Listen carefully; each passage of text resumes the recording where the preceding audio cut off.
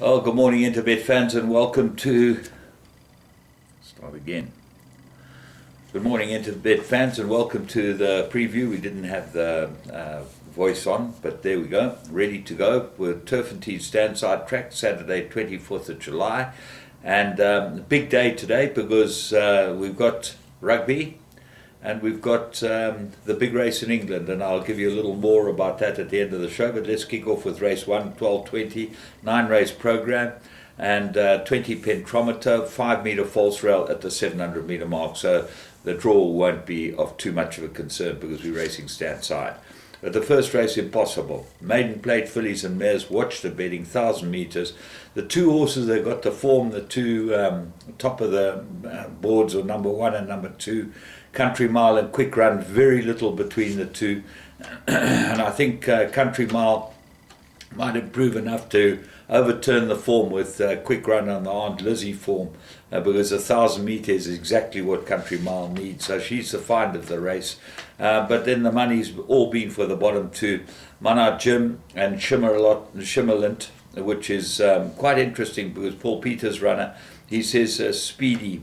And he always gives a good comment, Paul Peter, and I expect this to go well because it's got a very, very fast pedigree, 12-10 favourite. But watch the betting and only get involved at the very end when it's settled down and you know what's going on. Race 2, Maiden Plate, 1,000 metres, and another difficult race because first time at Chase Your Dreams, we don't know anything about it. Hewitson gets to ride it. Of the horses that run, Who's That Star? Second run after rest, didn't run badly at all. That's against it. It's Raining Men gets blinkers. Brief Crusade might be the find of the race. Number 4, Roy Magna and Ryan Munger. Dennis Schwartz has jumped off that to ride the Hound for Roy Magna. So that might be the best of Mag's two horses in the race. Prince of Fire, Janjanse van Vuren says money chance, and he's always pretty transparent with his horses. So that would have a chance with Gavin Larena on it. Race 3, merit rated 93, 1160 meters. And I like Battle of Trafalgar here. I think he'll run very well. Course and distance, 1 from 4 2 places. Needed his last start. You might find he'll improve a lot. But Chief Estate, there's very little between the two of them. He's also 8-1. The favourites here is Tuscan Winter, the 9-10 favourite, the Van Vuren runner, and won extremely well in a pretty good time when won, and then ran a very good second to Full Velocity. So could be very much the big improver in the race and might be able to beat the older horses, but I think the older horses will give it a run. Bowie's the interesting horses, blinkers on, the merit rating is not in its favour, it's not very well rated, this horse, and needs to come down a few pounds, I think. Race 4, merit rated 80, 1160. My top choice here is Written in Stone. Got exceptional form, gets the right rider. Lyle Hewitson jumps aboard it, and the form is very good. You go back to Full Velocity run 3 runs ago. That gives Written in Stone a huge chance here. But what else is there? Country Squire runs on over the 1,000, maybe the 1,200 is what he's looking for now. The 5-year-old Entire. Siva Vesant, well, he's certainly looks like he's improved since he'd been gelded, but on the Full Velocity run, he's 1 kilo down, so he's got to have a chance. Maybe Written in Stone will be able to overturn it with him. What are the rest of them? West Coast Lover ignores last. Putin's Promise, 1 from 1, course and distance.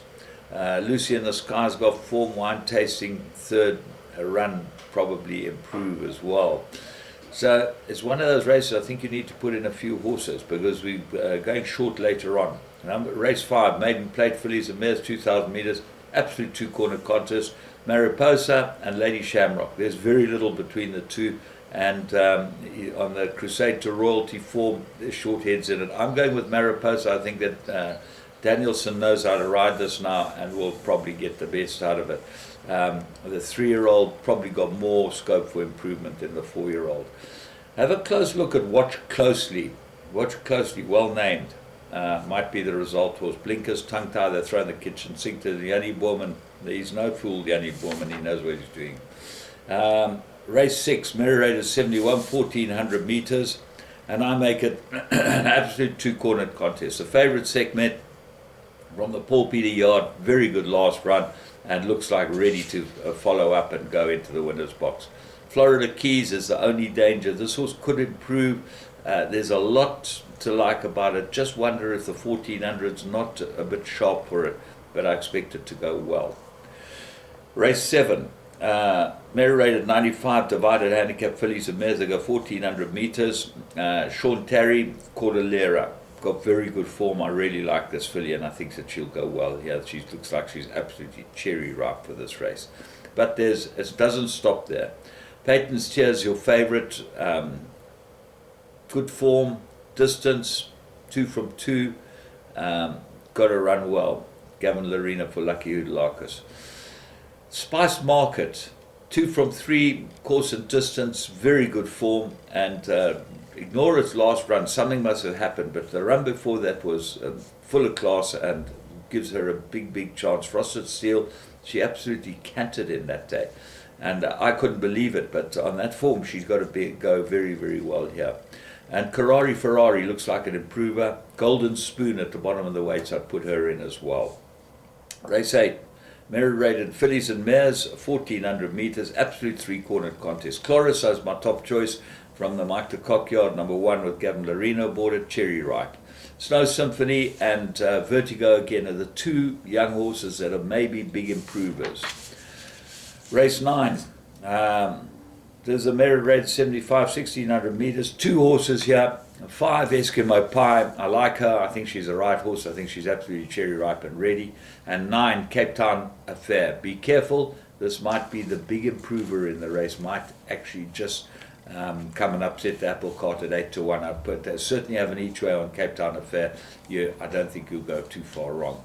Right, so we chatted 2 for the day. Well, I think the rugby, I'm very worried. I think that Pollard's going to kick the ball to the British and Irish Lions, and they're going to run at us, and they're going to run us ragged. They've got a wing there who's got a name of Fanamerva. I tip he'll definitely score a try or 2. I would be backing him to score a try in the game. You can get that on Interbet, try scorers. The other thing that I can tell you is that I read the International Racing Club newsletter. They put out a very good newsletter, and you should subscribe. And the correspondent tipped a horse called Free Eagle, Martin Mead's horse in King George. And really, after I read that and listened to, seen what he'd had to say, it sent me that direction. I think Free Eagle might be a very good each-way chance in King George, and certainly worth having an interest there as well. So hopefully you have a great day's racing. Remember, get onto Interbet. You can play the Vegas games and have a great day's racing, and then watch your rugby. We're going to have a lot of fun today. I'll be back with you tomorrow at the meeting in KwaZulu-Natal. From me, James Goodman, Interbet.